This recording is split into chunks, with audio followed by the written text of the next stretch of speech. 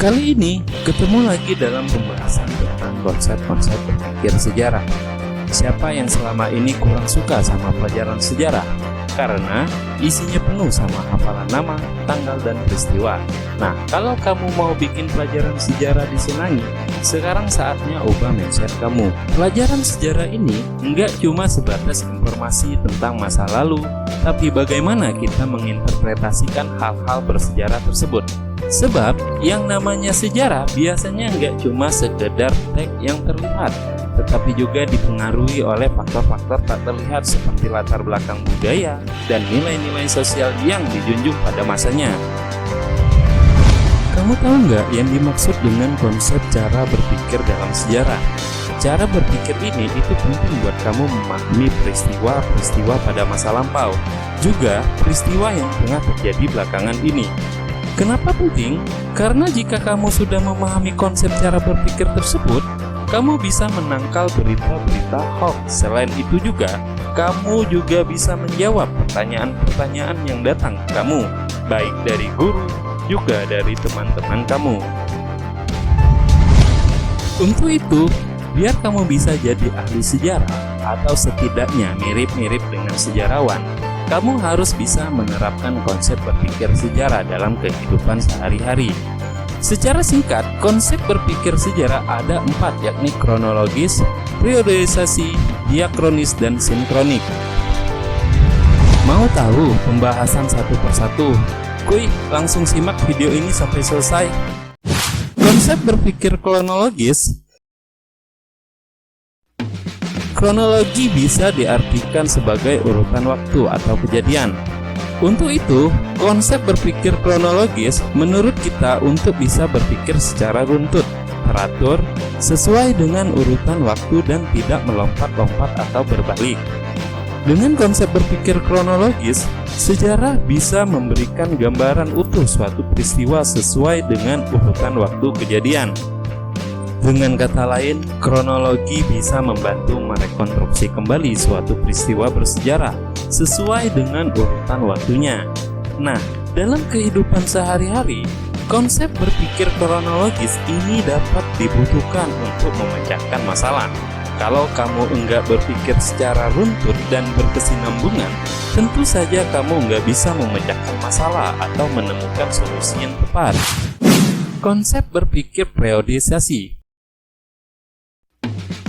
Periodisasi adalah pembabakan waktu yang merupakan salah satu bentuk penulisan sejarah guna memahami rangkaian peristiwa sejarah.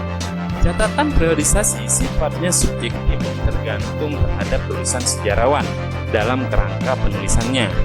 Menurut Profesor Dr. Sartono Kartodirjo, periodisasi dibuat berdasarkan derajat integrasi yang pernah dicapai Indonesia pada masa lalu dan dipengaruhi oleh faktor-faktor ekonomi yang mempengaruhi perkembangan budaya, kultur, politik, dan sosial di Indonesia. Sehingga kita bisa membuat periodisasi yang bisa dibedakan menjadi dua, yaitu pengaruh Hindu dan pengaruh Islam. Konsep berpikir diakronik. Diakronik aslinya berasal dari bahasa Latin, yaitu dia yang artinya melalui atau melampaui, dan kronikus yang artinya waktu. Tapi diakronik artinya memanjang dalam waktu tetapi menyempit dalam ruang. Dalam konsep berpikir sejarah, diakronik punya makna terhadap suatu peristiwa dengan cara penelusurannya di masa lalu. Sebuah peristiwa sejarah tidak berdiri sendiri, tapi pasti dibarengi dengan peristiwa sebelumnya, atau yang kita kenal dengan sifat kausalitas, sebab akibat.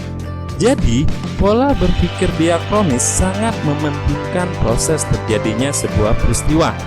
Melalui pendekatan diakronik, sejarawan bisa menganalisis dampak perubahan variabel, sehingga memungkinkan penyebab sebuah peristiwa yang lahir dari peristiwa sebelumnya untuk ditafsirkan.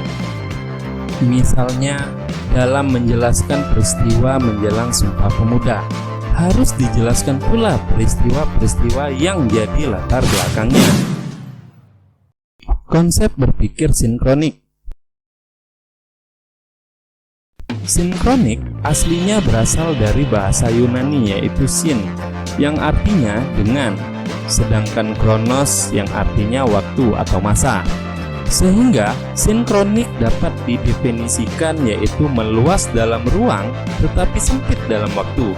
Jadi, berpikir secara sinkronik, kita dapat menganalisa suatu peristiwa pada intinya saja, tidak menganalisa suatu peristiwa dari awal. Contohnya, menjelaskan tentang suasana pada saat tragedi pemberontakan G30S PKI. Konsep berpikir yang satu ini ialah memahami sebuah peristiwa dengan mengabaikan aspek perkembangannya dan lebih memperluas ruang dalam peristiwa tersebut.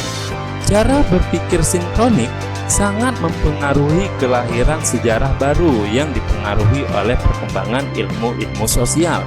Jadi, dengan berpikir secara sinkronik, kita dapat mempelajari peristiwa bersejarah secara mendetail.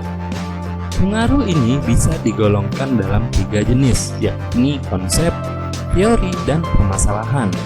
Contoh konsep berpikir sinkronik ialah pada Proklamasi Kemerdekaan Indonesia tanggal 17 Agustus 1945 yang dijelaskan dengan menggunakan aspek sosial, ekonomi, dan politik.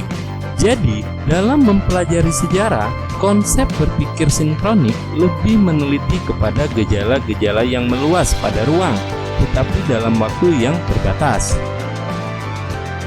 Dilihat dari penjelasan video ini, cara berpikir dalam sejarah sangatlah penting bagi kehidupan kita. Ketika kamu, teman kamu, keluarga kamu, serta masyarakat di sekitar kamu sudah bisa memandang suatu hal melalui pendekatan kronologis, periodisasi, diakronik, dan sinkronik, isu-isu yang berkembang belakangan ini sangatlah mudah dibuktikan kebenarannya. Jadi, masyarakat semakin cerdas dan tidak mudah lagi terprovokasi oleh isu-isu yang muncul oleh pihak tidak bertanggung jawab.